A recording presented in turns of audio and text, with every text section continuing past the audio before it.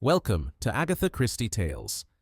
Tonight, we journey to the ancient village of Angelford, where stone angels have watched over the faithful for 5 centuries, silent witnesses to prayers, confessions, and sins best left unspoken. It is here that Hercule Poirot and Captain Hastings find themselves drawn into a tragedy that shakes the very foundations of this peaceful community.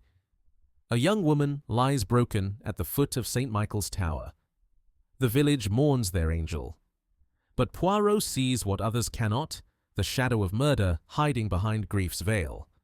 Join us for When Angels Fall, a tale of devotion twisted into darkness, of innocence concealing corruption, and of the terrible price of secrets kept too long. Crafted in homage to the masterful Agatha Christie, whose genius we honor, though this mystery unfolds on our own terms. Before we begin, tell us in the comments, where are you joining us from tonight? Your presence illuminates our journey through these shadowed mysteries. Now, let the story unfold. Chapter 1. The Angels Fall. The road to Angelford wound through the Wiltshire countryside like a ribbon of grey silk, threading between hedgerows heavy with late summer bloom. I sat beside Poirot in the back of our hired motor car, watching the landscape roll past in a patchwork of gold and green. "A charming prospect, is it not, Hastings?" Poirot remarked, though his attention seemed fixed on some invisible point beyond the window. "The English countryside at its most bucolique." "Rather," I agreed. "Though I confess, I'm still unclear why we've come. Your telegram mentioned only that an old acquaintance required your presence." Poirot's moustache twitched. "Monsieur Gerald Ashworth. We served together on a matter in Brussels many years past. He is now the vicar of St. Michael's Church in this village of Angelford." He paused, something flickering in his green eyes. His letter was troubling. He spoke of a shadow falling across his parish, of a wrongness he could not name but could not ignore. "Sounds rather vague." "Précisément, my friend. And it is the vague fears that often prove most prescient." The motorcar crested a gentle hill, and Angelford revealed itself below, a cluster of honey-colored cottages surrounding a village green, presided over by an ancient church whose square Norman tower rose above the trees like a stern guardian. Beyond the village, set upon the opposite hill, stood a handsome Georgian manor house, its windows catching the afternoon light. "Whitmore Hall," our driver offered, noting my gaze. "The Whitmore family's been here since good Queen Bess, they have. Though there's only Miss Cecilia left now, God bless her." "Miss Cecilia?" I inquired. "The village angel, sir." The driver's weathered face softened. "Never was there a kinder soul. Runs the charity hospital in Lower Compton, visits every sick bed in the parish, tends the poor like they was her own family. Saint she is. Proper saint." Poirot said nothing, but I noticed his fingers drumming lightly against his knee, a habit I had come to recognize as the stirring of his famous grey cells. We descended into the village proper, the motorcar rumbling over cobblestones worn smooth by centuries of passage. The afternoon was warm, yet I noticed an unusual stillness in the air. A woman standing in the doorway of the village shop watched us pass, her face pale and drawn. A man walking a dog paused mid-stride, staring. "Something's wrong," I murmured. "Oui," Poirot agreed quietly. "The atmosphere, it is chargé, heavy with something unexpressed." The motorcar pulled to a stop before the lich gate of St. Michael's Church. The ancient yew trees flanking the path cast deep shadows across weathered gravestones, and the church itself loomed before us, beautiful in its medieval austerity, its tower commanding the sky. As we stepped from the vehicle, a figure emerged from the church porch. He was a tall man in clerical dress, his silver hair swept back from a face that bore the marks of recent strain, sleepless nights etched in the hollows beneath his eyes. "Poirot!" He grasped my friend's hand with evident relief. "Thank God you've come." "Monsieur Ashworth." Poirot studied him with that penetrating gaze I knew so well. "Your letter spoke of shadows, but I perceive now that the shadow has already fallen, has it not?" The vicar's composure cracked. He passed a trembling hand across his face. "This morning, at dawn, Cecilia Whitmore—" His voice broke. She fell from the bell tower. The words hung in the still air like a death knell. Fell? Poirot repeated softly. Or was pushed, monsieur? Ashworth's eyes met his. That is what I pray you will discover, because I cannot believe, I will not believe, that she took her own life. And yet, come. The vicar turned toward the church. I will show you where they found her. We followed Ashworth along the north side of the church, where the shadow of the tower fell cold and deep even in the August warmth. The grass here was thick and unkempt, gravestones leaning at drunken angles, forgotten by all but the dead they commemorated. At the base of the tower, a constable stood guard, a young man with a pale, shocked expression that suggested he had never before been called to such a scene. The grass where he stood was crushed and discolored.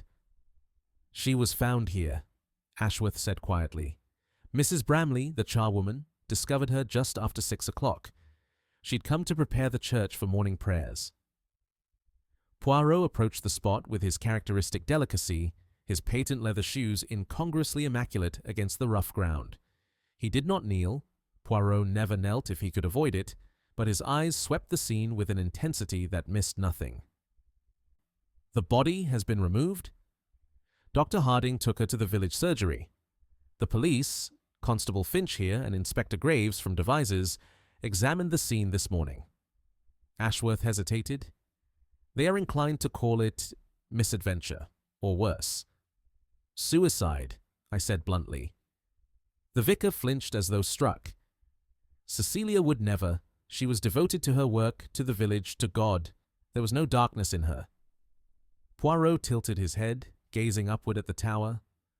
The bell chamber, some 80 feet above, showed as a square of shadow against the sky. Stone angels, 4 of them, jutted from the corners just below the parapet, their weathered faces turned outward in eternal vigilance. The famous angels of St. Michael's, Ashworth said, following his gaze. They have watched over Angelford for 500 years. And now they have witnessed a death. Poirot's voice was soft. Tell me, monsieur, who had access to the tower? Anyone, technically. The church is never locked during daylight hours, but to reach the bell chamber, one must climb the spiral staircase. The door at the base is usually bolted from inside, though I confess I cannot always be certain. It was unbolted this morning? Yes, that was the first thing that struck me as strange. I always bolt it myself after evensong. Yet this morning it was open. Poirot's moustache twitched. Most instructive. And Miss Whitmore? She had reason to visit the tower? Ashworth frowned. None that I can imagine. She was not given to such solitary excursions. Her days were filled with charity work, visits to the sick, meetings with the hospital board. She was tireless. Did she seem troubled recently? Preoccupied? The vicar hesitated. Just a fraction of a second, but Poirot caught it. I saw his eyes narrow. Monsieur Ashworth, you hesitate. There was something. This past week she seemed distracted. Twice I found her in the church alone, sitting in the lady chapel, her head bowed. When I spoke to her, she startled as though woken from a dream. He shook his head. I asked if something troubled her. She said only that she had discovered something unexpected, something she needed time to understand. And she gave no indication what this something might be? None, but she mentioned she intended to speak with someone, to confront them, I think she said, about a matter of honesty. Poirot's expression sharpened. Confront whom? She didn't say. I assumed it was some minor matter, a discrepancy in the charity accounts, perhaps, or a misunderstanding with a tenant. Cecilia was meticulous about such things. The vicar's voice grew thick with emotion. I never imagined that this confrontation might lead to her death. Poirot completed the thought with quiet finality. We mounted the spiral staircase within the tower, Poirot ascending with evident distaste for the narrow, uneven steps. The air grew colder as we climbed, thick with the smell of old stone and centuries of dust.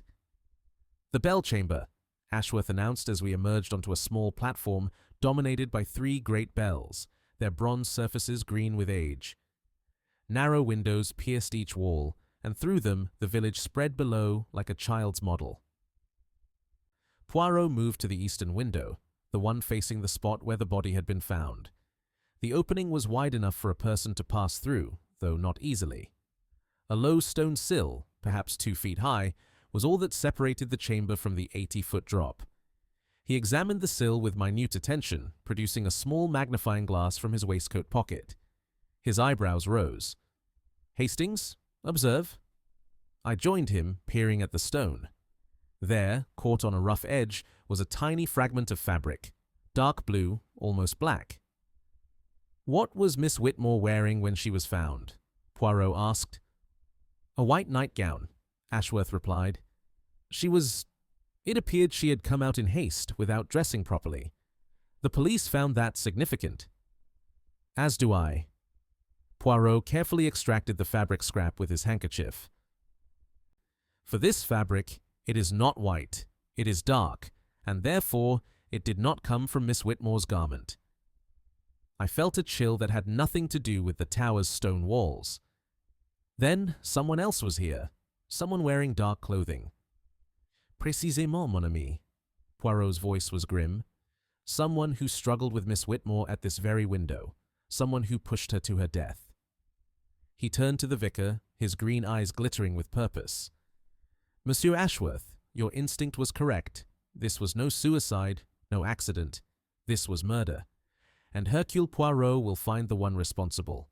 For the little grey cells, they are already at work." Below, the bells hung silent.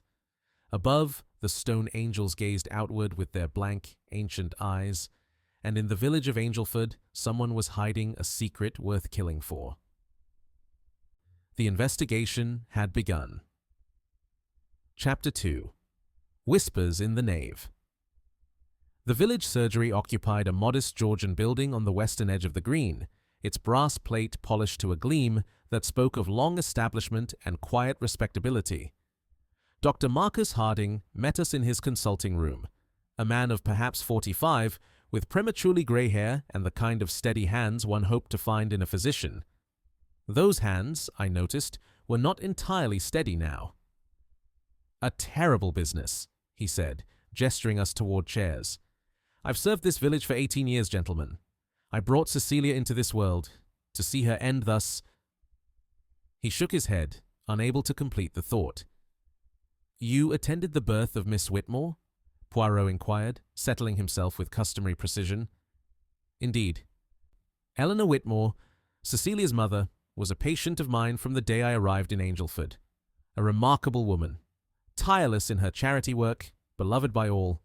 He paused. "Cecilia was very like her. And the father, Monsieur Whitmore?" "Richard Whitmore died when Cecilia was 12. Consumption. Eleanor followed him to the grave 8 years later. The same affliction." Harding's voice carried the weight of old grief. "Cecilia inherited everything. The hall, the estate, the responsibility. She was only 18, but she rose to meet it. Continued her mother's charitable works, expanded the hospital in Lower Compton, visited every sickbed in the parish." He met Poirot's gaze. "She was the heart of this village, Monsieur Poirot. The very heart. And yet someone stopped that heart from beating." Poirot's voice was gentle but relentless. "Tell me, doctor, your examination of the body. What did you observe?" Harding rose and moved to the window, his back to us. "Death was instantaneous, or very nearly so. The fall, 80 feet onto stone. Multiple fractures, severe cranial trauma." His voice grew clinical, a physician's defense against horror. "She died between 5 and 6 o'clock this morning. The body was cold when I arrived at 6:30. "And the position of the body? The injuries?" "Consistent with a fall from height. She landed on her back." Harding turned. "The police believe she jumped, or fell while in some disturbed state of mind?" "But you do not believe this." The doctor's composure cracked just slightly. "Cecilia Whitmore was the most balanced, purposeful woman I have ever known. She had no reason to take her own life. Her work was thriving. The hospital expansion was nearly complete. She was planning a harvest festival for the village children. His voice grew fierce. People who are planning festivals do not throw themselves from bell towers? Poirot nodded slowly. And yet, she was found in her nightgown, as though she had left her bed in haste without dressing. This suggests… what? A sudden impulse? A summons? I cannot explain it. Hastings' hands clenched at his sides. I only know that something is wrong. Deeply wrong. Were you aware, Doctor, that Miss Whitmore had recently discovered something troubling? Something she intended to confront someone about? Hastings' expression shifted. Surprise. Then something more guarded. The vicar mentioned this. No, I knew nothing of it. Cecilia was… private. She did not share her burdens easily. When did you last see her alive? 3 days ago. She came to the surgery to collect medicines for old Mrs. Finch, the constable's grandmother. We spoke briefly about the hospital accounts. Everything seemed perfectly normal. He hesitated. Though… yes. There was a moment, just as she was leaving, when she turned back and looked at me strangely. Almost as though she wanted to say something but thought better of it. I asked if she was quite well. She smiled and said, "Perfectly well, Dr. Harding. Only thinking about the weight of secrets." I assumed she meant the burdens of her charitable work. Now I wonder… Poirot rose, his small frame somehow commanding the room. "One more question, Doctor. Last evening, where were you?" Harding stiffened. "Am I a suspect, Monsieur Poirot?" "Everyone is a suspect, Doctor, until Hercule Poirot determines otherwise. It is not personal. It is method." A long pause. Then Harding inclined his head. "I was at home, alone. My housekeeper left at 7. I dined, read, and retired early. I heard nothing unusual until Mrs. Bramley came hammering at my door just after 6 this morning." "You have no one to corroborate this?" "No." Harding's jaw tightened. "I am a bachelor, Monsieur Poirot. I live alone." We left the surgery and crossed the village green toward the church, where Vicar Ashworth had promised to introduce us to the household of Whitmore Hall. The afternoon sun had begun its descent, casting long shadows across the grass, and the village had emerged from its shocked stillness into something more watchful. Faces appeared at windows. Conversations halted as we passed. "The village, it observes us," Poirot murmured. "They are not accustomed to strangers, these people, and they are afraid." "Afraid of what?" "That is the question, mon ami. Afraid of a murderer among them, or afraid of what the investigation might uncover?" He adjusted his hat with precise care. In a village such as this, everyone knows everyone, everyone watches, and everyone keeps secrets, not always their own. As we approached the lich gate, a commotion drew our attention. Near the church porch, a young man was arguing with Constable Finch, his voice raised in evident distress. "I've a right to see her. I've a right—" "Mr. Lennox, please." The constable held up placating hands. "The body's been moved to the surgery. You can't just—" "Don't tell me what I can't do." The young man's face was flushed, his dark hair disheveled. He was perhaps 25, handsome in a rough-hewn way, with the calloused hands of one who worked the land. "She's dead, and you lot are standing about asking questions instead of finding who did this." "Mr. Lennox!" Poirot's voice cut through the argument like a blade through silk. Quiet, but impossible to ignore. "I am Hercule Poirot. I am here to find the truth of Miss Whitmore's death. Perhaps you would be so good as to speak with me." The young man whirled to face us. His eyes were red-rimmed, his jaw clenched with barely contained emotion. "You're the detective. The vicar said you were coming." He laughed bitterly. "Belgian, aren't you? What would a foreigner know about our village?" "I know that a young woman is dead. I know that you cared for her deeply." Poirot's tone was mild, almost sympathetic. "And I know, Monsieur Lennox, that last evening, in the public house, you threatened Miss Whitmore before witnesses. You said, I believe the words were, 'You'll regret this, Cecilia. I swear you'll regret it.'" The color drained from Lennox's face. "How did you—" "The village talks, monsieur. It always does." Poirot tilted his head, studying the young man with those sharp green eyes.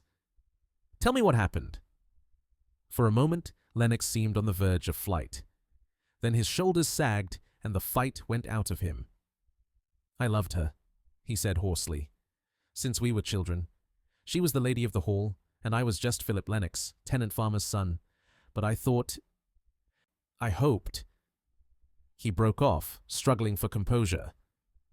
"Last week, I finally properly asked her, to marry me. And she refused. She said she was honored by my feelings, but her heart was elsewhere." His voice cracked.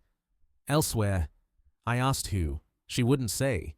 Just that there were matters she needed to resolve first, things she had to understand, and that I should forget her."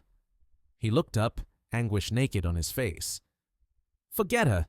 As if I could ever—" "And so you went to the public house," Poirot prompted gently. "I drank. Too much. And when I saw her walking past, she'd been to the vicarage, I think. I followed her out and said things I shouldn't have." Lennox's voice dropped to a whisper. "I didn't mean them. I would never have hurt her. Never. Where were you this morning, Monsieur Lennox? Between 5 and 6 o'clock?" "In my bed, sleeping off the drink." He met Poirot's gaze with desperate intensity. "My mother can tell you. She brought me tea at 5:30. I was barely coherent. I didn't leave my room until 7 when the news came." Poirot regarded him silently for a long moment. "You said Miss Whitmore's heart was elsewhere. You have no idea to whom she referred?" "None. She had suitors. What beautiful woman doesn't? But she never showed favor to any of them.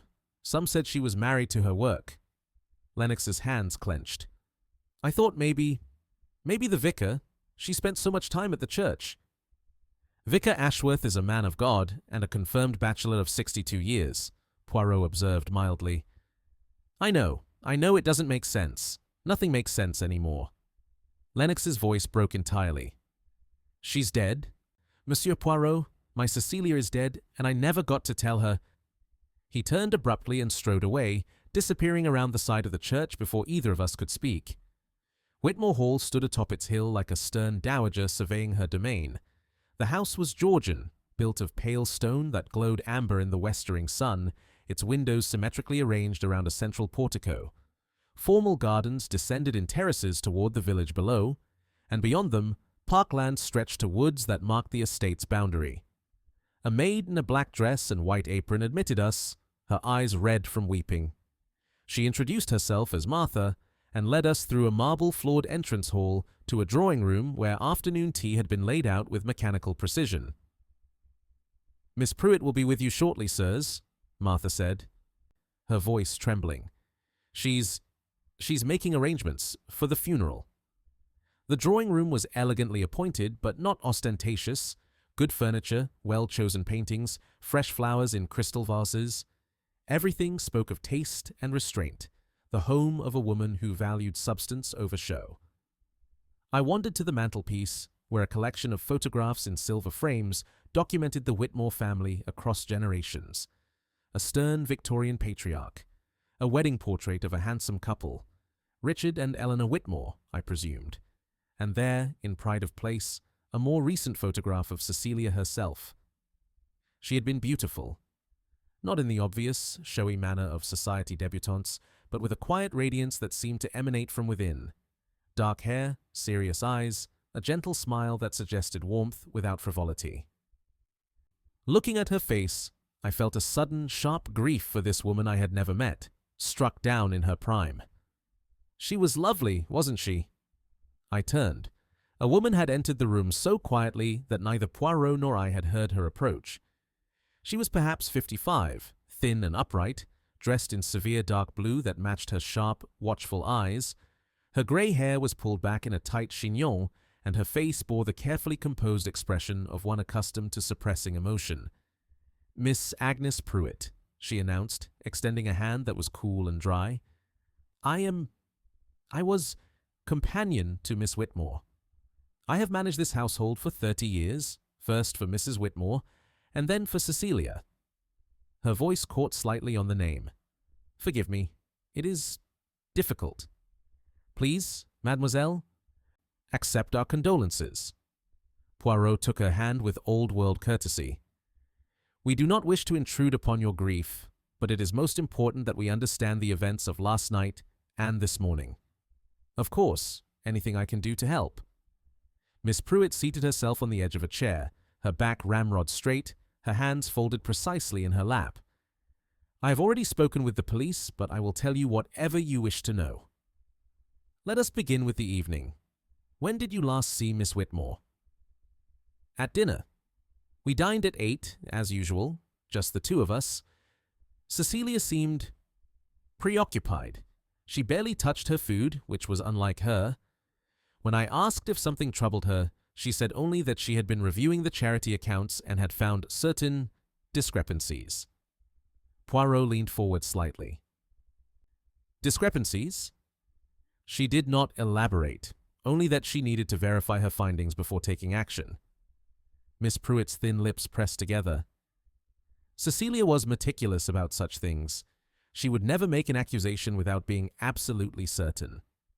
"And after dinner?" "She retired to her study to work. I went to my own room at 9:30. I read for an hour, then slept." Miss Pruitt's gaze was steady, unblinking.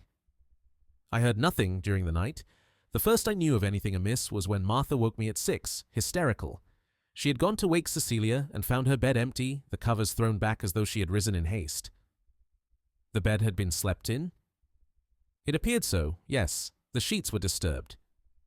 "And her nightgown, the one she was wearing when found, was there another, or—" "She owned 3 nightgowns. One was in the laundry, one was in her drawer, and one—" Miss Pruitt swallowed. "One was what she was wearing when she died." Poirot was silent for a moment, his fingers steepled beneath his chin. Then, "Miss Pruitt, you have lived in this house for 30 years. You knew Miss Whitmore from infancy. In your estimation, is there any possibility that she took her own life?" The reaction was immediate and fierce. "Absolutely none." Miss Pruitt's composure cracked, revealing something raw beneath. "Cecilia was murdered, Monsieur Poirot. I am certain of it.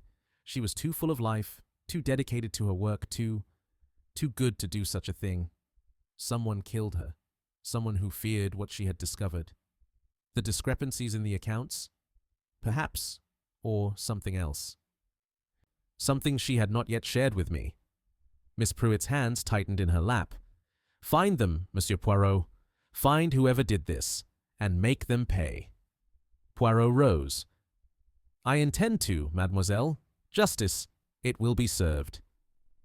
As we took our leave, I glanced back at Miss Pruitt. She sat motionless in her chair, a figure of rigid self-control, except for her hands, which trembled slightly against the dark blue fabric of her skirt. The same dark blue, I realized with a chill, as the fragment Poirot had found on the tower windowsill. Chapter 3. The Congregation of Secrets. The evening brought clouds rolling in from the west, and with them a heaviness that settled over Angelford like a shroud. Poirot and I took rooms at the village inn, the Angel and Crown, its sign featuring a winged figure that seemed to watch us with knowing eyes as we passed beneath. Over a simple supper of cold ham and pickles, Poirot sat in uncharacteristic silence, his fork moving mechanically while his grey cells worked at some invisible puzzle. "You're thinking about Miss Pruitt?" I ventured.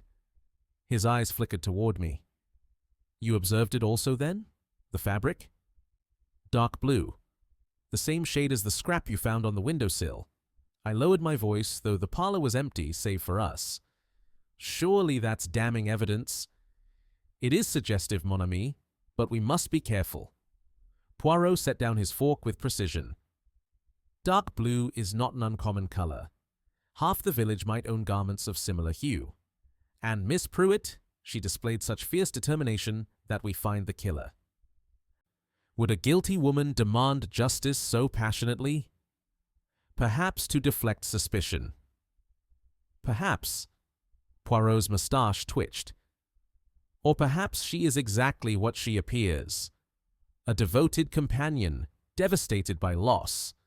The little grey cells, they require more data before reaching conclusions. What's our next move? Tomorrow, we visit the solicitor who handles the Whitmore estate. If Miss Whitmore discovered financial discrepancies, monsieur— He consulted a small notebook. Monsieur Edmund Blackwood will know of them. Also, I wish to examine the charity hospital accounts myself. He rose, dabbing his lips with a napkin. But for now, Hastings, we sleep. The mind, it functions best when rested. Morning dawned grey and damp, mist clinging to the village green like cobwebs. We breakfasted early and set out for the offices of Blackwood & Sons, solicitors, which occupied a handsome Tudor building on the High Street. Edmund Blackwood was a surprise. I had expected the typical country solicitor, elderly, dusty, buried in precedent. Instead, we found a man of perhaps 35, clean-shaven and sharp-eyed, with an air of restless intelligence that seemed ill-suited to wills and conveyances. "Monsieur Poirot," he shook hands briskly. "I've heard of you, of course. The vicar mentioned you'd been summoned. Dreadful business about Miss Whitmore. Absolutely dreadful." "You were her solicitor?" "The family's solicitor. My father handled Richard Whitmore's affairs and his father before him. The Blackwoods have served the Whitmores for 3 generations." He gestured us toward leather chairs before a desk stacked with papers. "I took over the practice 5 years ago, when my father retired.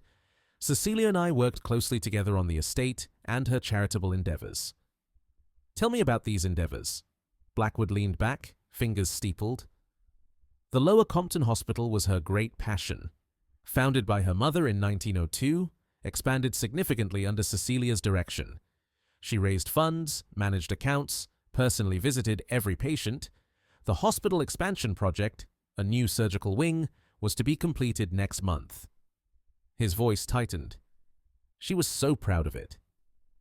"And the accounts for this hospital, they were in order?" Something flickered in Blackwood's eyes. "Why do you ask?" "Miss Pruitt mentioned that, on the evening before her death, Miss Whitmore spoke of discovering discrepancies in the charity accounts." Blackwood was silent for a long moment. Then he rose and moved to a cabinet, extracting a leather-bound ledger. "I received this yesterday morning, delivered by Miss Whitmore's maid.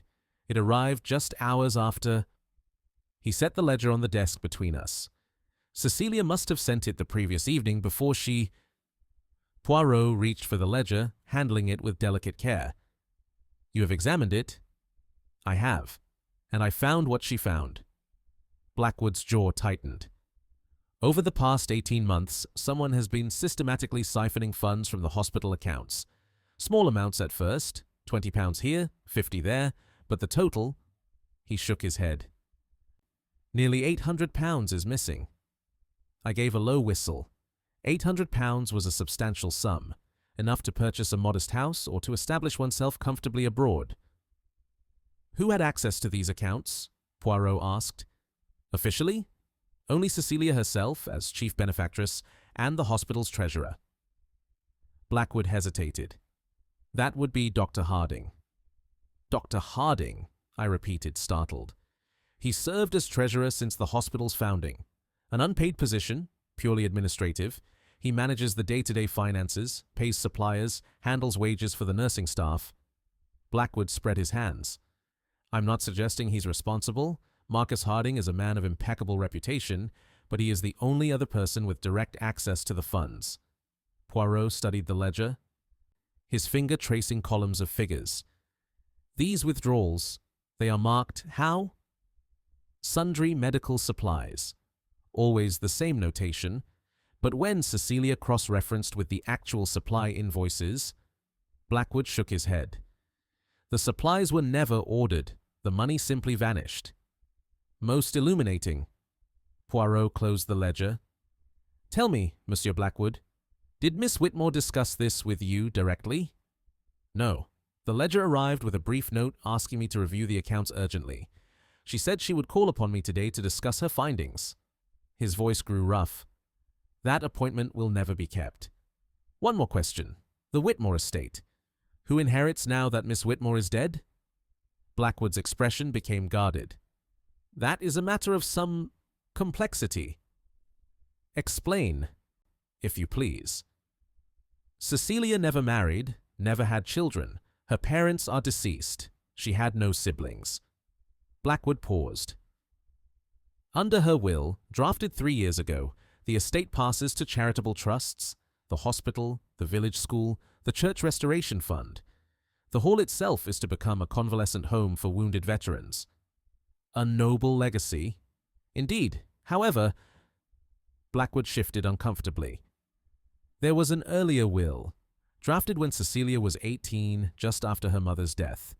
In that document, she left everything to the person who had been most like family to her throughout her life. Poirot's eyes sharpened. Miss Agnes Pruitt. Correct. Agnes Pruitt was named sole beneficiary.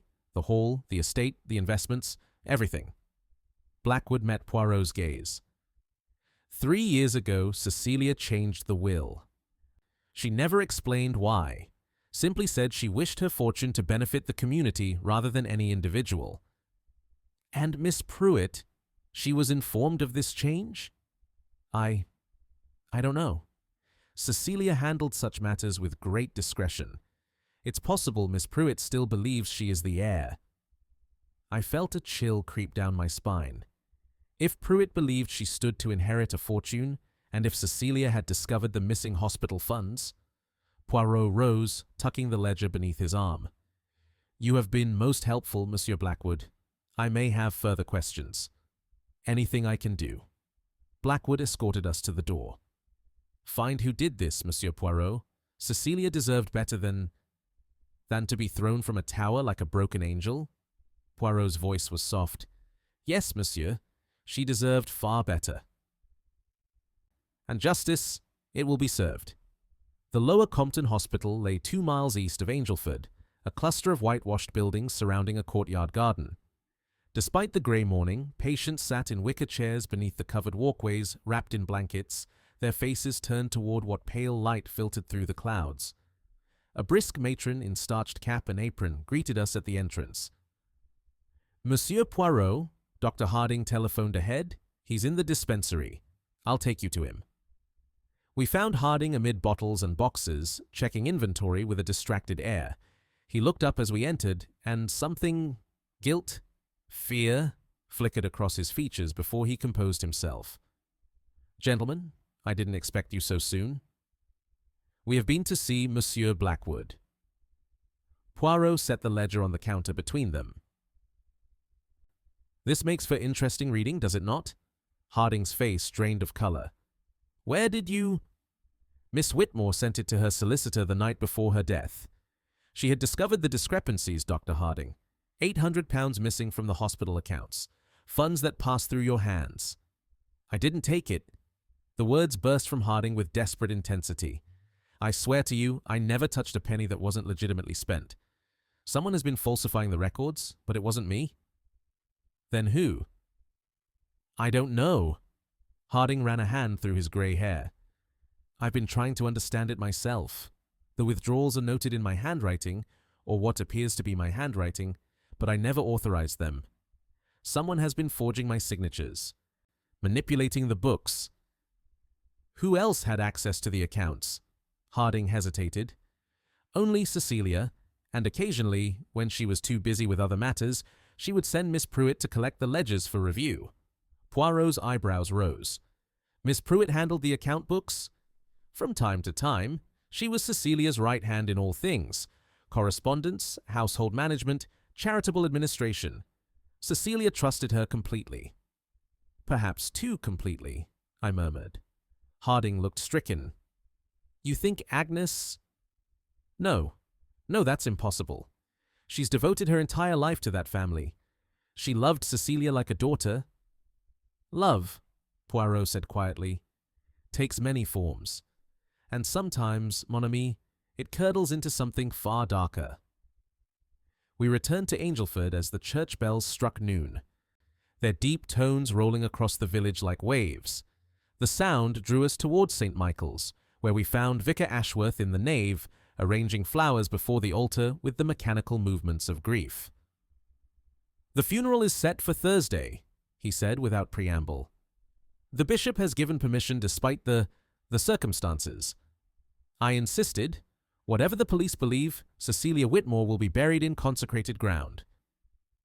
You remain convinced it was not suicide? I am. Ashworth set down a spray of white lilies, and I have remembered something that may be significant. Poirot waited, his patience inexhaustible. Last Sunday, 5 days before her death, Cecilia came to me after the morning service. She asked to see the parish records. Records? Baptisms, marriages, burials. We have registers going back to the 16th century. Ashworth's brow furrowed. She was particularly interested in the year 1899. She spent nearly 2 hours in the vestry, copying information into a notebook. Did she say why? Only that she was researching her family history. I thought nothing of it at the time. Many people develop such interests. He paused. But now I wonder, what did she find in those old pages that sent her to the bell tower at dawn? The records, may we examine them? Of course. The vestry was a small, cold room behind the chancel, its walls lined with wooden cabinets containing centuries of parish documentation. Ashworth located the register for 1899 and laid it open on the table. Poirot bent over the yellowed pages, his magnifying glass appearing as if by magic. He turned the leaves slowly. Spin naru, scanning entries in faded copperplate script. Suddenly he stopped. Hastings, look here. I leaned in. The entry was dated March 15th, 1899. Baptism, Eleanor Mary, daughter of James Pruitt, labourer, and Sarah Pruitt, née Walker. Godparents, Thomas Whitmore, Margaret Whitmore. Eleanor, I breathed. Cecilia's mother? Précisément. Poirot's voice was barely a whisper. Eleanor Whitmore, née Pruitt. She was born a Pruitt, the daughter of labourers. But that means that Eleanor Whitmore and Agnes Pruitt were sisters. Poirot straightened, his eyes blazing with sudden comprehension. Agnes was not merely a companion, she was Cecilia's aunt, her mother's sister. Good God! I stared at the entry. But why keep it secret? Why pretend to be a servant? That, mon ami, is what we must discover. Poirot turned to Ashworth, who had gone pale. You knew nothing of this. Nothing. I came to Angelford only 12 years ago. By then, Mrs. Whitmore was already established as the lady of the hall and Miss Pruitt as her companion. No one ever suggested. He trailed off, shaking his head in bewilderment. Poirot closed the register with care. Miss Whitmore discovered this secret last Sunday. She learned that the woman she called companion was in fact her own flesh and blood, hidden, denied, relegated to the status of servant, while her sister lived as mistress of the manor. His voice grew hard.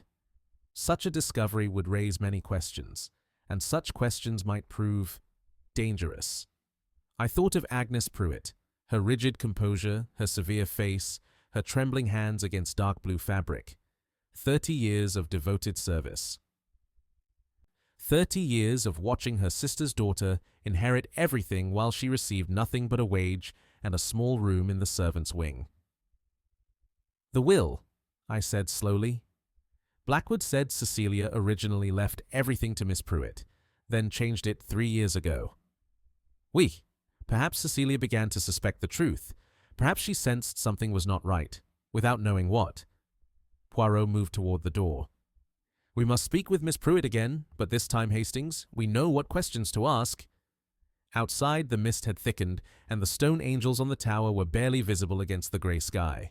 Somewhere in this village of secrets, a killer waited, and the net was beginning to close. Chapter 4. Broken Wings. The mist had begun to lift by the time we reached Whitmore Hall, revealing glimpses of the village below like fragments of a half-remembered dream. Poirot walked in silence beside me, his patent leather shoes picking their way carefully along the damp gravel drive, his mind clearly occupied with matters far removed from the physical world. The question that troubles me, Hastings, he said at last, is not whether Miss Pruitt had motive. She had motive in abundance. It is why the deception was maintained for so long. What do you mean? Consider, two sisters, born to labourers. One becomes mistress of Whitmore Hall, the other becomes her companion, a servant in all but name. For 30 years they maintain this fiction. He shook his head slowly. Such an arrangement requires not merely deception, but agreement. Both sisters must have consented to this charade. The question is, why? Perhaps Eleanor was ashamed of her origins, wanted to forget where she came from. Perhaps, but would she ask her own sister to pretend they were strangers? To watch her children grow up not knowing their true family? Poirot's moustache twitched. There is something deeper here, mon ami, a secret within the secret. We were admitted by Martha, whose eyes were still red-rimmed, but whose manner had steadied somewhat since yesterday. She informed us that Miss Pruitt was in the morning room, attending to correspondence. Before we see her, Poirot said quietly, I should like to speak with you, Mademoiselle Martha. You have been in service here how long? 8 years, sir. Martha twisted her hands in her apron. Since I was 15. And in that time you observed Miss Whitmore and Miss Pruitt together? How would you describe their relationship? Martha hesitated, glancing toward the closed door of the morning room. Close, sir. Very close. Miss Cecilia relied on Miss Pruitt for everything. The household, the charity work, even her personal correspondence. Miss Pruitt knew all her secrets. Did she indeed? Poirot tilted his head. And Miss Pruitt, how did she seem? Content in her position? I suppose so, sir. But Martha's eyes shifted, and I caught the hesitation in her voice. You suppose, but you are not certain? It's not my place to say, sir. Mademoiselle. Poirot's voice was gentle but insistent. A woman is dead. If you know something that might help us understand why, you must speak. Martha's composure cracked. There were times, she whispered, when I'd catch Miss Pruitt watching Miss Cecilia with this look. Not angry, exactly. More like hungry. Like she wanted something she couldn't have. She shuddered. It gave me chills, sir. But Miss Cecilia never seemed to notice. When did you last observe this look? Last week. After Miss Cecilia came back from the church, she'd been looking at old records, she said. She was excited about something, talking about family history. And Miss Pruitt... Martha's voice dropped even lower. Miss Pruitt went white as a sheet. She excused herself and didn't come down for dinner, said she had a headache. Most instructive. Poirot pressed a coin into Martha's palm. You have been most helpful. Now, if you would announce us to Miss Pruitt. Agnes Pruitt sat at a small escritoire, her pen moving across paper with mechanical precision. She looked up as we entered, and I saw something flicker in her sharp eyes. Wariness, quickly masked. Monsieur Poirot, Captain Hastings. She set down her pen. I did not expect you again so soon. Forgive the intrusion, mademoiselle, but our investigation has uncovered matters that require clarification. Indeed. Her voice was cool, controlled. Please, sit. We took chairs opposite her. The morning room was smaller than the drawing room, more intimate, a space for private conversation, I realized, not formal reception. The windows looked out over the terraced gardens, where late roses still bloomed in defiance of the approaching autumn. Poirot wasted no time.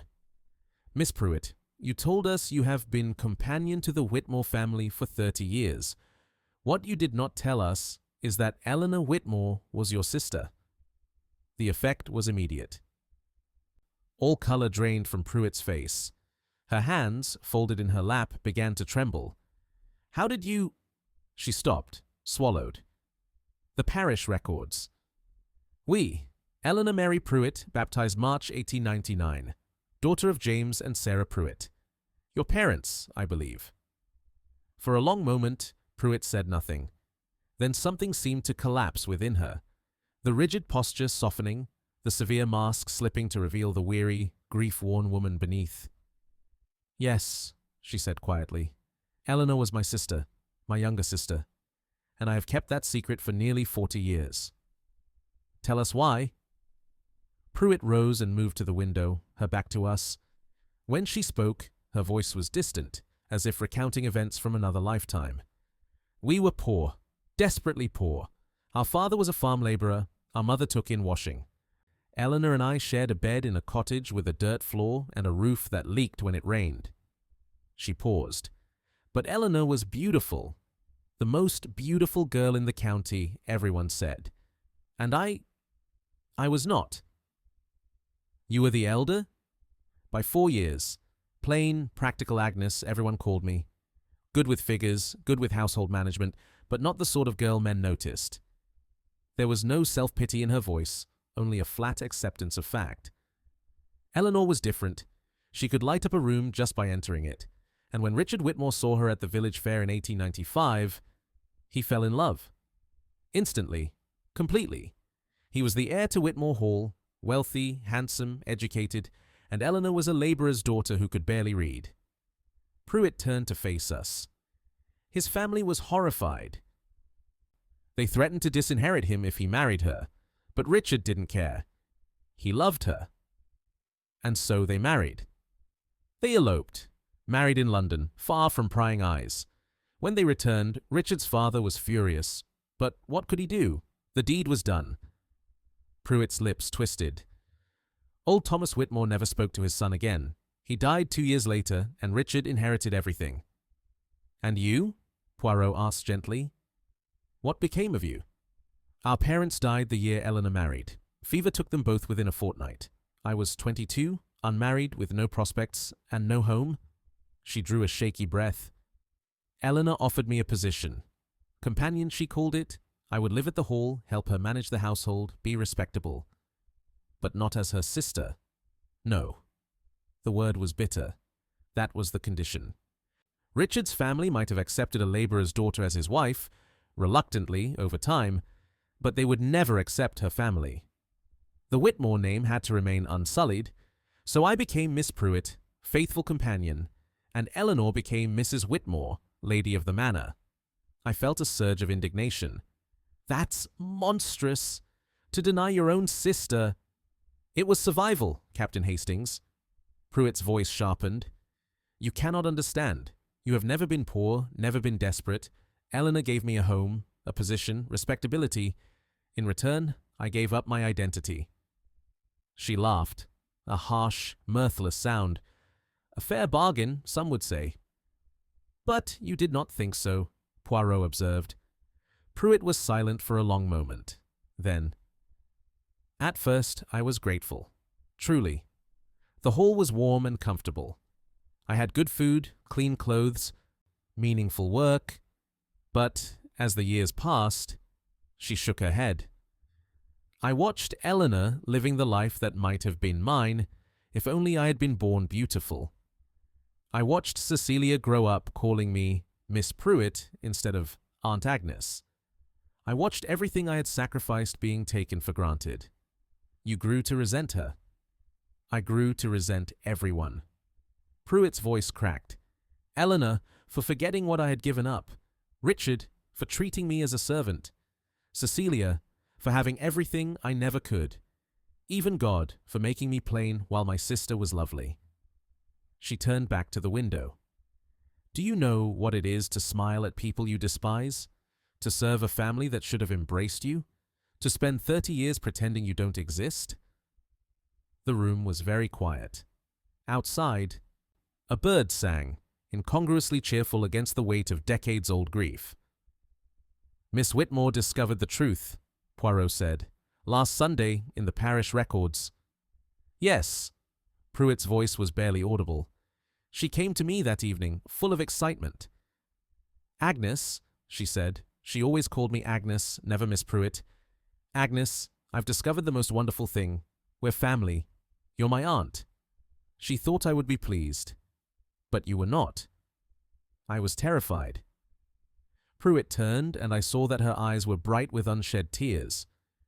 For 30 years I had kept that secret, buried it so deep I had almost forgotten it was a lie. And now Cecilia wanted to tell everyone. She wanted to acknowledge me publicly, give me my rightful place in the family. She even talked about changing her will again, making provision for me as her aunt rather than her companion. The will was already changed, Poirot said quietly. 3 years ago. You were no longer the beneficiary. Pruitt went very still. What? You did not know? Miss Whitmore changed her will. Everything now passes to charitable trusts. You inherit nothing. I watched Pruitt's face as the information sank in. What I saw there was not guilt, but genuine shock, followed swiftly by something that looked almost like relief. Nothing, she repeated. Then I am free. Free, mademoiselle? Of suspicion? She met Poirot's gaze directly. If I inherit nothing, I had no financial motive to kill Cecilia. And I tell you, Monsieur Poirot, I did not kill her. Whatever bitterness I may have harbored, whatever resentment. I loved that girl. I helped raise her. When Eleanor died, I became the closest thing to a mother she had. Her voice broke. I would sooner have thrown myself from that tower than harm her. Poirot studied her for a long moment, his green eyes unreadable. Then he spoke, his voice soft but precise. Where were you, Miss Pruitt, between 5 and 6 o'clock on the morning of Miss Whitmore's death? In my bed. Asleep. You heard nothing? No footsteps, no doors opening or closing? Nothing. The servants' wing is at the back of the house, and I am a heavy sleeper. She frowned. Why do you ask? Surely you don't think... I think nothing yet, mademoiselle. I merely gather facts. Poirot rose. One more question. The dark blue dress you were wearing when we first met, you own others like it? Pruitt blinked at the apparent change of subject. I own 3 dark blue dresses. It is a practical color for someone in my position. And do you possess a coat or jacket of similar shade? A wool jacket, yes, for walks in the garden. Her eyes narrowed. Why does this matter? Perhaps it does not. Perhaps it does. Poirot offered a slight bow. Thank you for your candor, mademoiselle. We will not trouble you further today. Outside, the mist had lifted entirely, revealing a sky of pale, watery blue. Poirot stood on the terrace, gazing down at the village below, his hands clasped behind his back. You believe her, I said. It was not a question. I believe she did not know about the changed will. Her shock was genuine. That is very difficult to feign. He paused. But this does not mean she is innocent, Hastings. It merely means her motive was not financial. Then what motive could she have? Ah! Poirot turned to face me. Consider. For 30 years, Miss Pruitt has maintained a fiction. She has suppressed her true identity, denied her relationship to the only family she had. And now, suddenly, that fiction is about to be destroyed. Cecilia wants to tell everyone the truth. She wants to restore Agnes Pruitt to her rightful place. That sounds like a good thing, does it? Poirot's eyebrows rose. For 30 years, Miss Pruitt has been the devoted companion, invisible, overlooked, beyond suspicion. If the truth comes out, what becomes of her? She is no longer the humble servant, but the resentful aunt. Every sideways glance, every bitter thought, every moment of jealousy, all of it becomes visible. I considered this. You're saying she might have killed Cecilia to keep the secret buried? It is a possibility. A woman who has built her entire life on a lie may do desperate things to protect it. Poirot began walking toward the gates. But there is still the matter of the hospital funds. £800 stolen over 18 months. Someone took that money, Hastings, and Miss Whitmore discovered it. You think Pruitt took it? She had access, she had opportunity, and if she believed she was still the heir, she might have thought of it as an advance on her inheritance. His voice grew thoughtful. But there is another possibility. What if the thief was not Miss Pruitt? What if Miss Whitmore discovered something else, something she intended to confront the true culprit about? Someone else with access to the accounts? Précisément. Poirot's eyes gleamed. Tomorrow, I wish to speak with the hospital staff. Someone there may have observed something. A visitor who should not have been present, a discrepancy in the records, the little grey cells. They tell me we are missing a piece of this puzzle. He glanced back at the hall, where a figure stood watching us from an upstairs window. Agnes Pruitt, her dark silhouette framed against the pale curtains. She watches us, Hastings.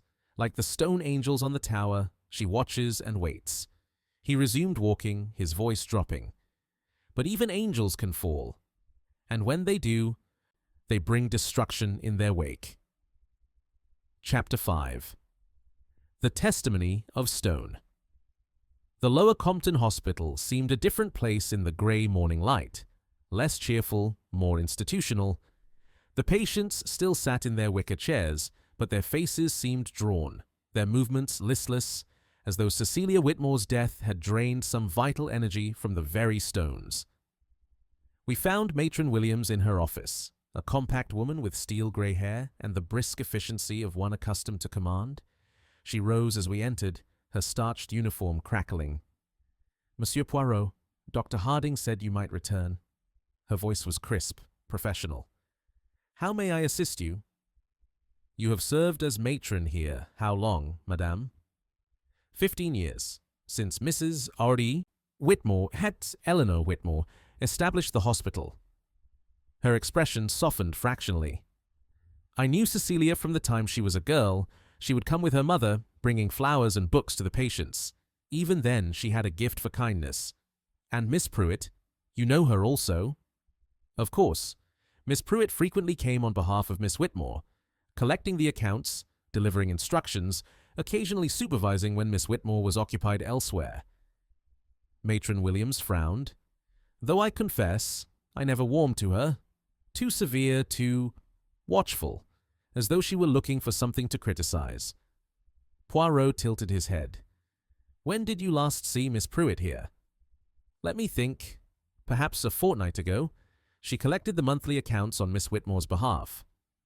The matron consulted a ledger on her desk. "Yes, September 3rd. She spent an hour in the office reviewing the books." "Alone?"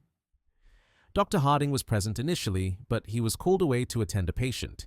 Miss Pruitt remained for another 20 minutes or so." Matron Williams's eyes narrowed. "Is this significant?" "Perhaps."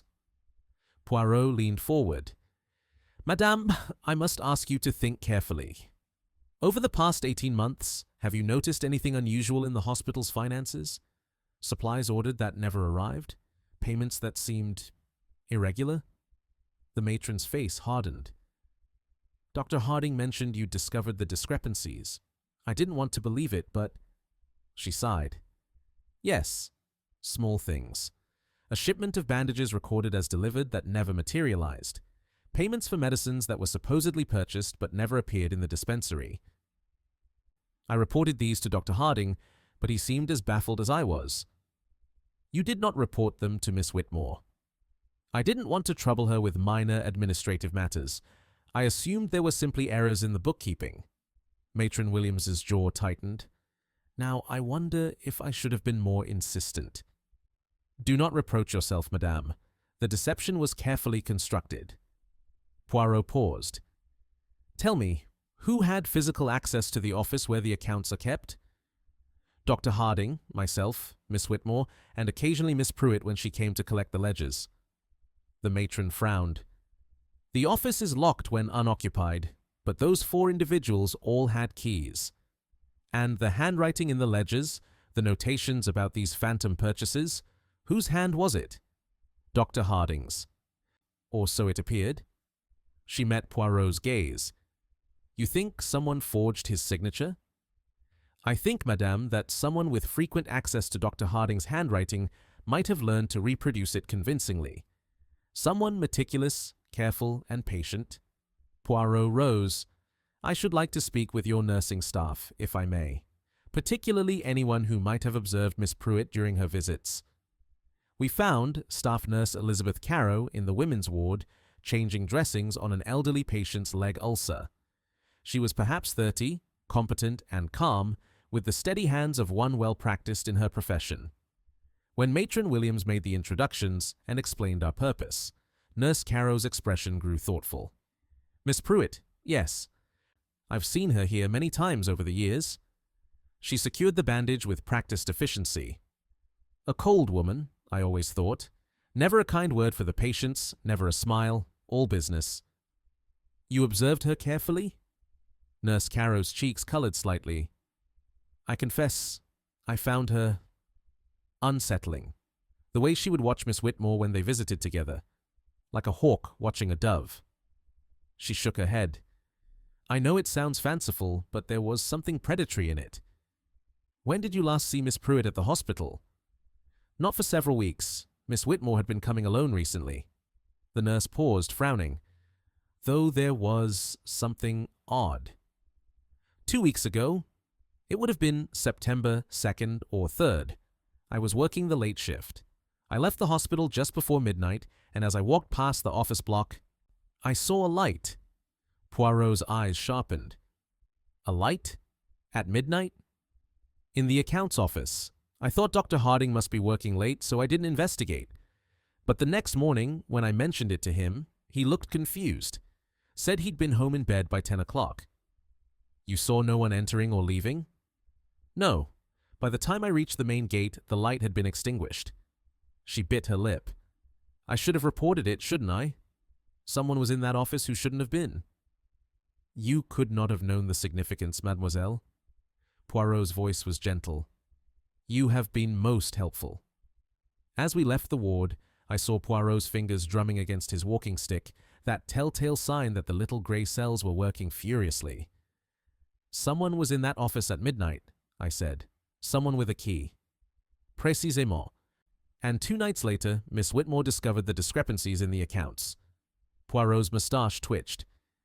I begin to see the shape of it, Hastings. But there is one piece still missing.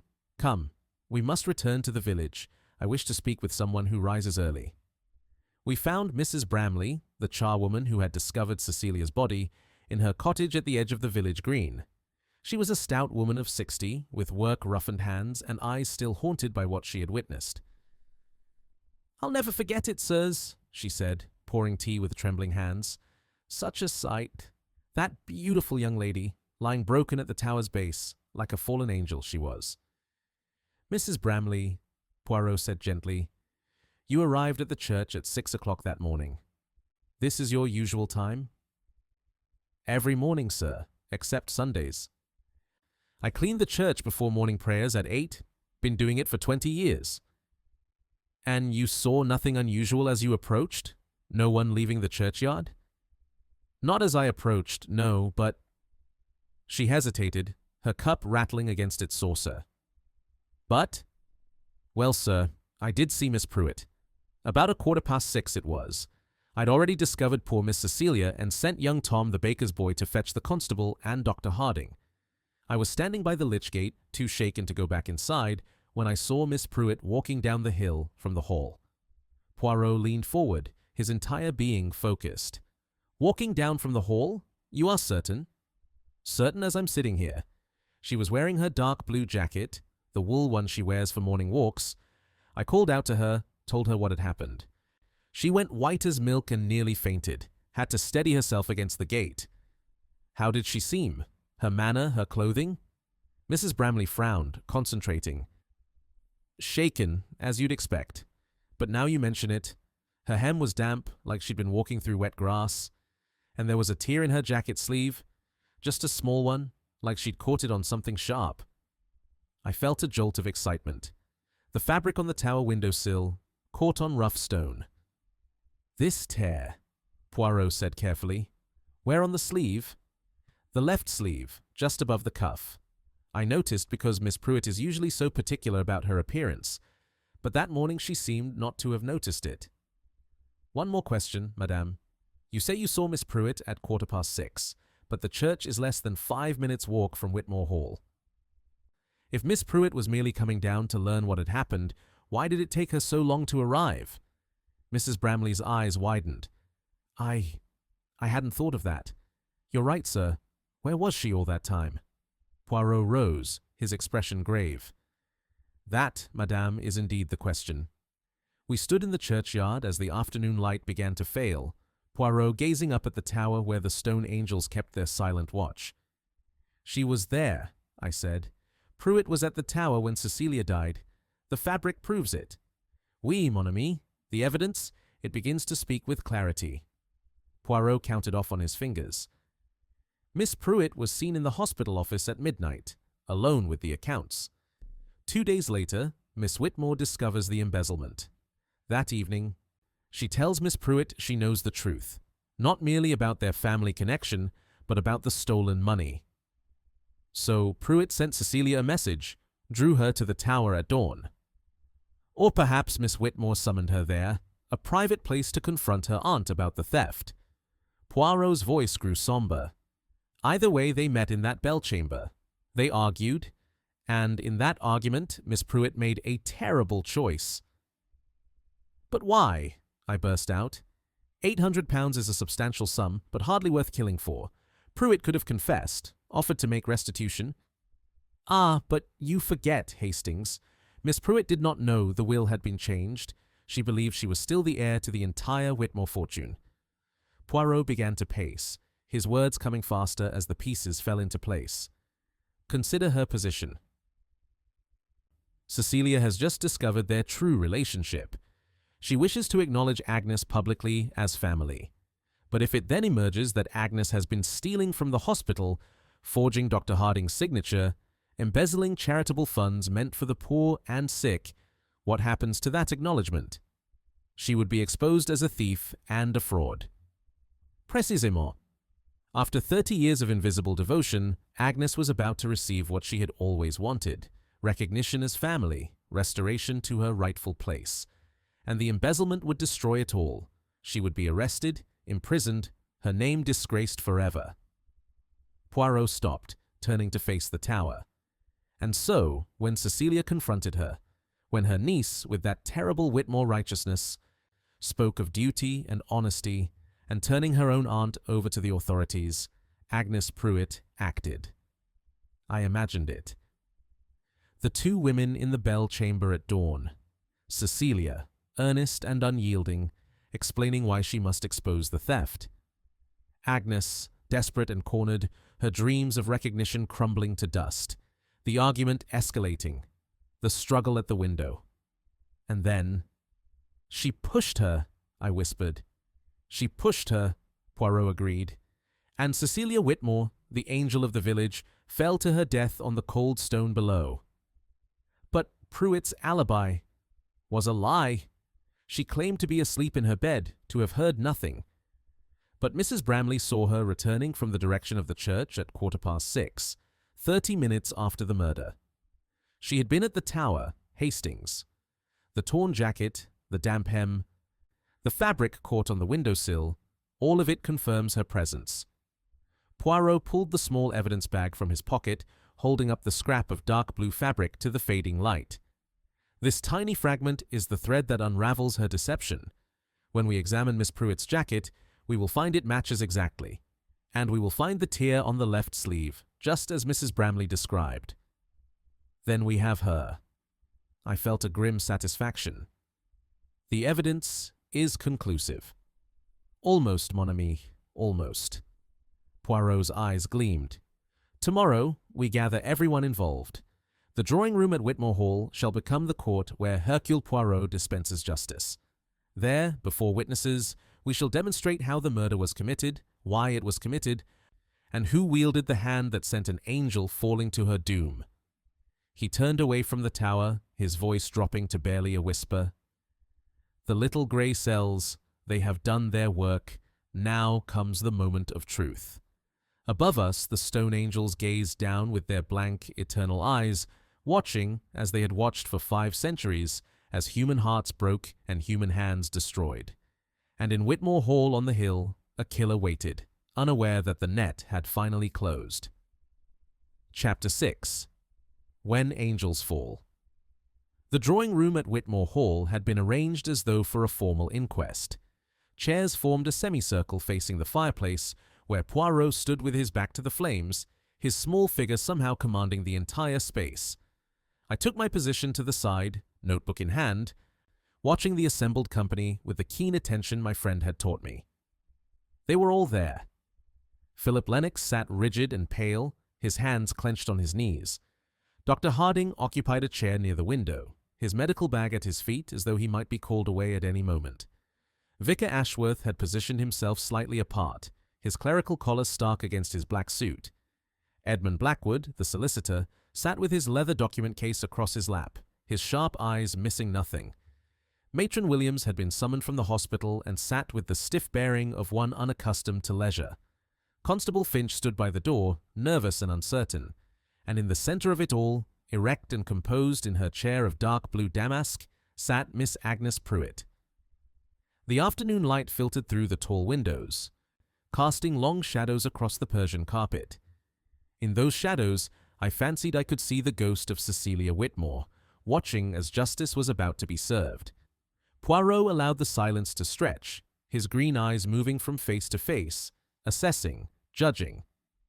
Then he spoke, his accented voice carrying clearly through the stillness. Mesdames et messieurs, we are gathered to unveil a truth that has lain hidden beneath the surface of this peaceful village, a truth written in blood upon the stones of St. Michael's Tower.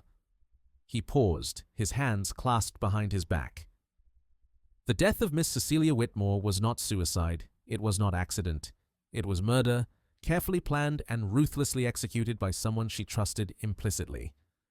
A collective intake of breath. Lennox half rose from his chair, then subsided. Dr. Cecilia Hastings' face had gone grey. The investigation presented many puzzles, Poirot continued.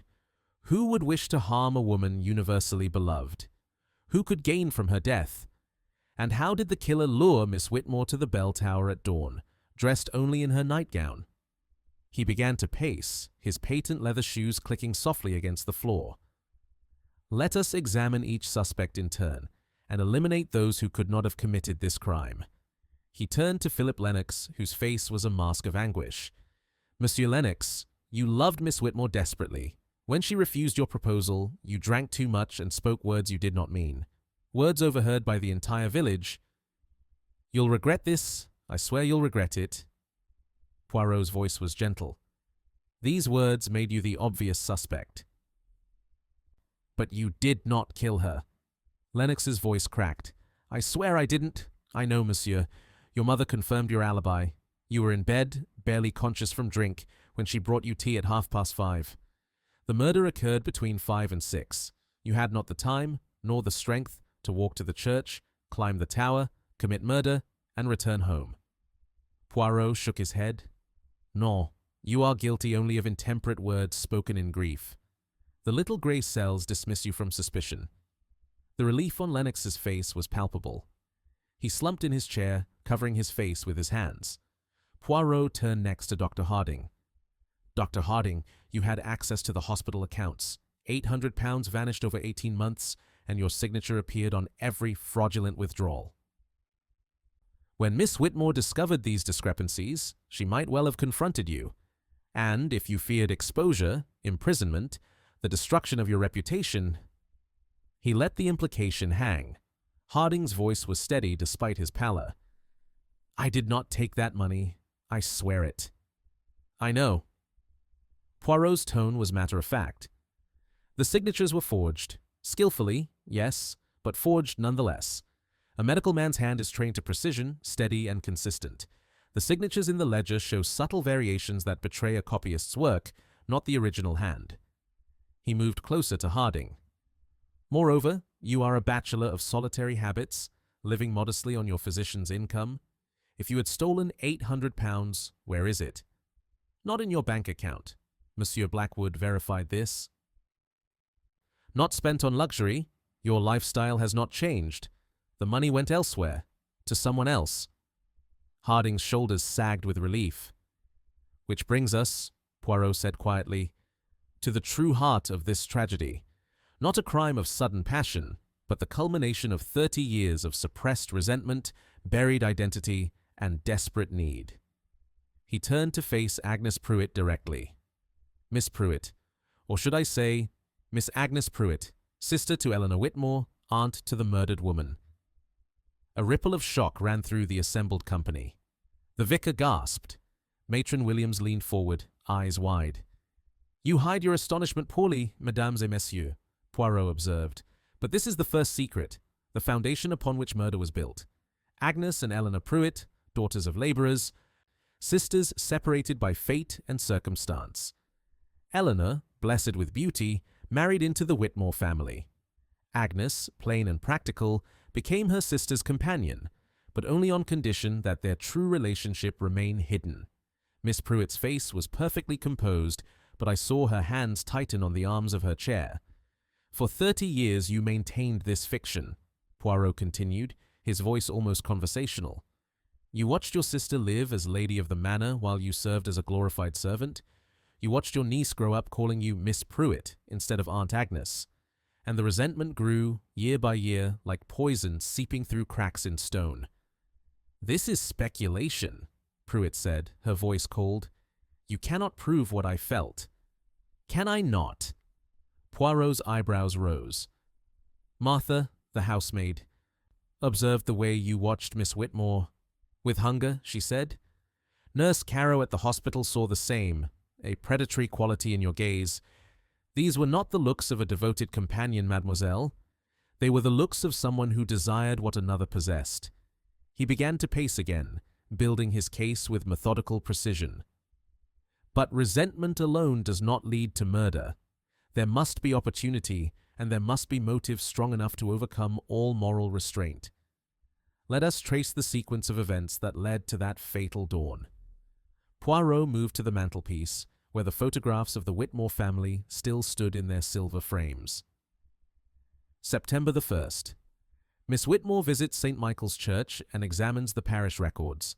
There she discovers that Eleanor Whitmore was born Eleanor Pruitt, that you, Agnes, are her own flesh and blood. She is delighted by this discovery. She comes to you that very evening, full of joy, speaking of acknowledging you publicly, restoring you to your rightful place in the family. She did, Pruitt said quietly. She was so happy. But you were not happy, were you? You were terrified. For 30 years you had been invisible, above suspicion, beyond notice. Suddenly, you were about to become visible. Every moment of resentment, every bitter thought, every jealous glance, all of it would be examined in the harsh light of your true relationship. Poirot's voice hardened. And there was something else, something far more dangerous. He turned to Matron Williams. Matron, you told us that Miss Pruitt collected the hospital accounts on September 3rd and remained alone in the office for 20 minutes after Dr. Harding was called away. But Nurse Caro saw something else. A light in that office at midnight the night before. Someone with a key was there, alone with the ledgers. It was you, I said, unable to contain myself. You were embezzling from the hospital. The evidence is clear, Poirot agreed. Over 18 months you took small sums, never enough to be immediately noticed, always disguised as legitimate medical expenses. You forged Dr. Harding's signature, having had ample opportunity to study his handwriting from years of correspondence. £800, a substantial nest egg for someone who believed she would soon inherit a fortune. Pruitt's composure was beginning to crack, fine lines of tension appearing around her mouth. For you did believe you would inherit, did you not? Poirot's voice was relentless. When Cecilia was 18, newly orphaned and alone, she made a will leaving everything to you, the closest thing to family she had. You knew of this will, you believed it still stood, and you thought of those funds as merely an advance on what would someday be yours. I took nothing that wouldn't have been mine anyway, Pruitt whispered, then caught herself, eyes widening at the admission. Ah! Poirot's satisfaction was evident. You confirm what I already knew. But here is the tragedy, mademoiselle. 3 years ago, Miss Whitmore changed her will. Everything now passes to charitable trusts. You inherit nothing. The color drained entirely from Pruitt's face. You did not know, Poirot said softly. And so you continued to believe that patience would bring reward, that eventually you would emerge from the shadows and claim your inheritance. The embezzled funds were merely preparation, money to tide you over, to allow you independence when the time came. He paused, allowing the weight of his words to settle over the room. And then, on the evening of September the 4th, Miss Whitmore came to you with terrible news. She had reviewed the hospital accounts. She had discovered the discrepancies. And with that inflexible Whitmore righteousness, she informed you that regardless of your relationship, She could not overlook theft from charitable funds meant for the poor and sick. She would confront you formally the next morning, at dawn, in the bell tower, away from the servants' ears. "No," Pruitt breathed. "That's not—" "It is exactly what happened." Poirot's voice cut like a blade. "You saw everything collapsing. After 30 years of invisible devotion, you were about to be acknowledged as family, only to be immediately exposed as a thief and a fraud. Arrested, imprisoned, your name disgraced forever. And so you made a choice." The room was utterly silent, save for the ticking of the mantel clock and the soft crackle of the fire. You went to the tower at the appointed time, just before dawn. Miss Whitmore was already there, having thrown a shawl over her nightgown and hurried from the house. In the bell chamber, she confronted you with her evidence. She told you she had no choice but to inform the authorities. Her duty was clear, she said. Her conscience demanded it. Poirot's voice dropped, becoming almost gentle. "And you, who had sacrificed everything for the Whitmore family, who had denied your own identity for 3 decades, who had watched your sister and niece live in luxury while you existed in the shadows, you could not bear it. Not when you were so close to recognition. Not when exposure would destroy your last chance at the life you felt you deserved." He moved closer to Pruitt, his eyes locked on hers. "You argued. Perhaps you pleaded. But Cecilia was unmoved. She had that same moral certainty her mother possessed, that absolute conviction in right and wrong. And so, in desperation, you acted. At the eastern window you struggled, and you pushed her." "I didn't mean—" Pruitt stopped, her hand flying to her mouth. "Did you not? Or did you mean it very much indeed?" Poirot's voice was soft but merciless. "You pushed her through that window, and you watched her fall 80 feet to her death on the cold stone below. Then you fled, down the spiral stairs, out through the church, across the damp grass toward the hall. But in your panic, you caught your jacket sleeve on the rough stone of the windowsill, tearing the fabric and leaving behind a fragment of dark blue wool." He produced the evidence bag from his pocket, holding it up to the light. "This fragment, mademoiselle, it matches your jacket exactly. And when we examine the left sleeve of the wool jacket you wore that morning, the jacket Mrs. Bramley saw you wearing when she encountered you at 6:15, we will find a tear precisely where this fabric was torn away." Pruitt stared at the tiny scrap of wool as though it were a serpent. "You returned to the hall by the servants' entrance," Poirot continued. "Changed your clothing, composed yourself. Then, at a carefully calculated time, you left again, this time openly, walking down the front drive as though merely taking your customary morning constitutional. You timed it so you would happen upon the discovery of the body, but you made one mistake." "What mistake?" The words were barely audible. "You appeared too late. The church is less than 5 minutes' walk from Whitmore Hall. Mrs. Bramley discovered the body at 6 o'clock and sent for help immediately. You should have arrived within 10 minutes if you were merely walking down from the hall, but you did not appear until 6:15, 15 minutes too late, because you were not coming from the hall at all. You were returning to it, having already committed murder." Inspector Graves, who had been standing quietly in the corner, stepped forward. "Miss Pruitt, I must ask you to accompany me to—" "Wait." Pruitt's voice was stronger now, filled with something that might have been relief. "Wait, let me speak."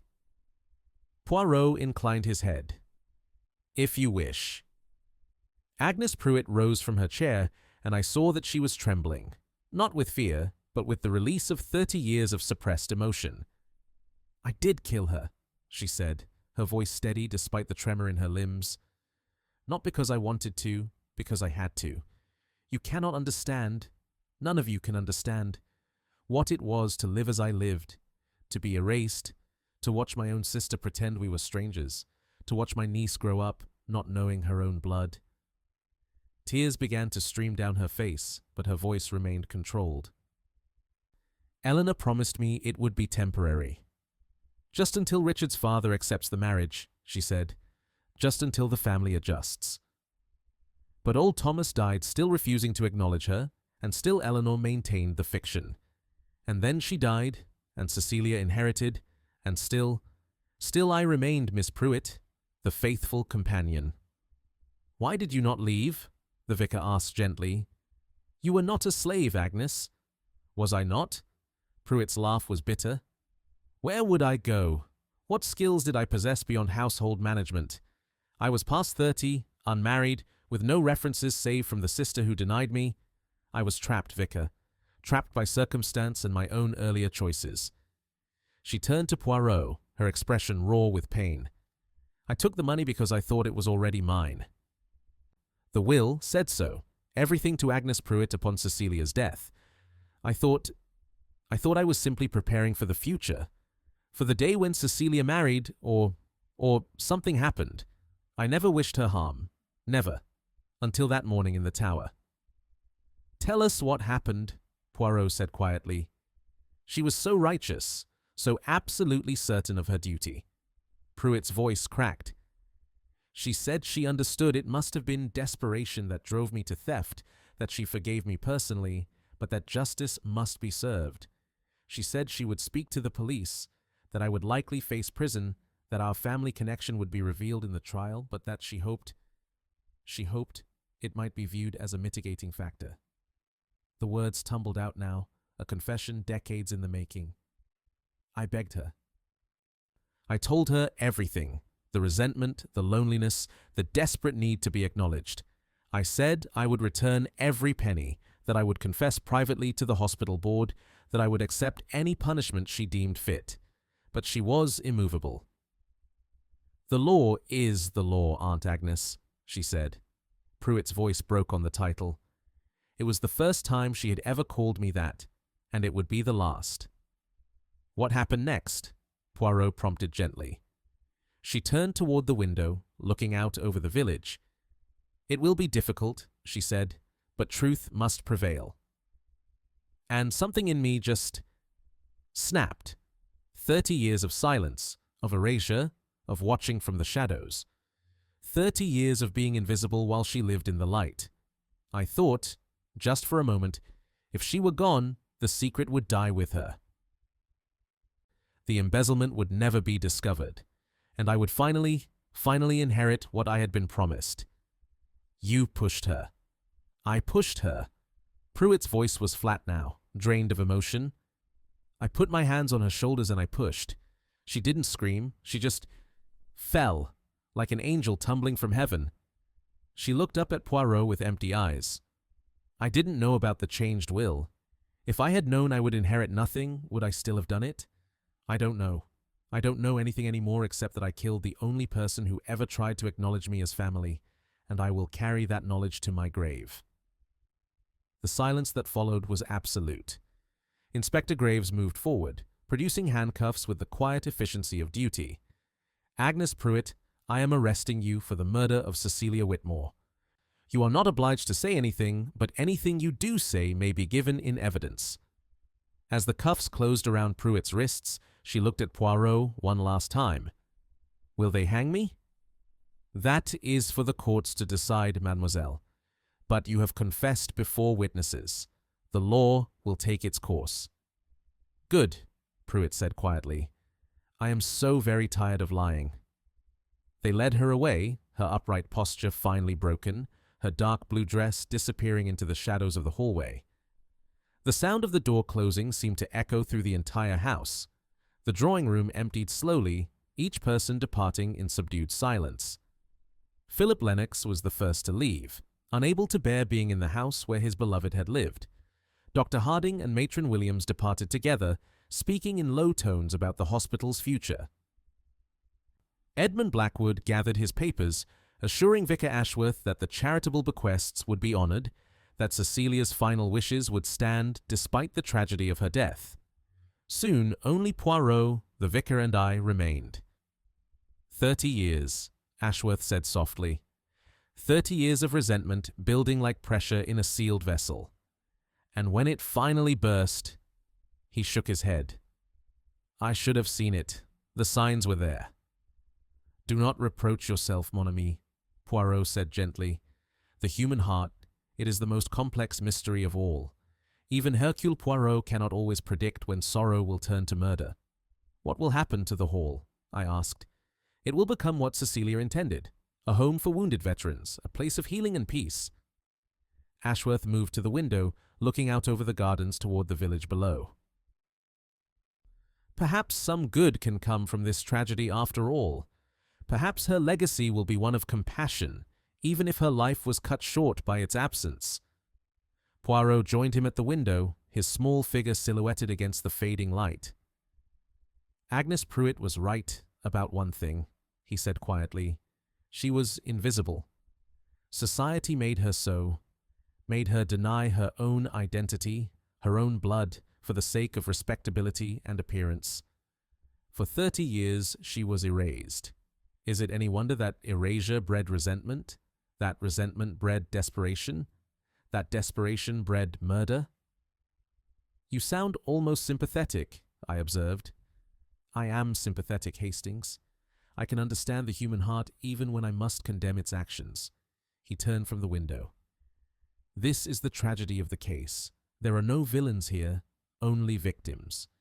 Victims of circumstance, of class prejudice, of rigid social structures that valued appearance over humanity. Agnes Pruitt is a murderer, yes, but she was first a woman denied, erased, made invisible by a society that saw her only as an inconvenience. Yet justice must be served, the vicar said.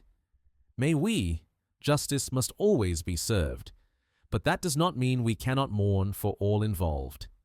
Poirot collected his hat and stick. Come, Hastings, we have done what we came to do. The truth is revealed, the guilty have confessed, and justice will take its course. It is time to leave Angelford to heal its wounds. We departed the next morning on the early train, the village receding behind us into the gentle folds of the Wiltshire countryside. As I watched St. Michael's Tower disappear from view, I thought of the stone angels still keeping their silent watch, still gazing out over a village that would never be quite the same. Poirot, I said as the train gathered speed, the title of this case, When Angels Fall. You're not referring just to Cecilia, are you? Non, mon ami. Poirot gazed out the window, his reflection ghostly in the glass. I refer to both women, Cecilia, who fell from the tower, and Agnes, who fell from grace. Both angels in their way, both brought down by the weight of secrets and the cruelty of circumstance. He was silent for a moment, then added softly, There is an old saying, Hastings. The higher they soar, the harder they fall. But sometimes, the angels who fall furthest are not those who flew highest, but those who were never permitted to fly at all.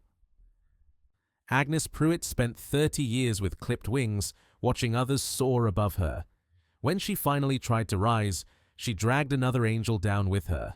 That is the true tragedy of this case. Not that an angel fell, but that two fell, one to death and one to damnation. The train carried us southward, back toward London and the familiar comforts of home. But I knew that neither of us would soon forget the village of Angelford, or the terrible price paid when angels fell to earth. Finis,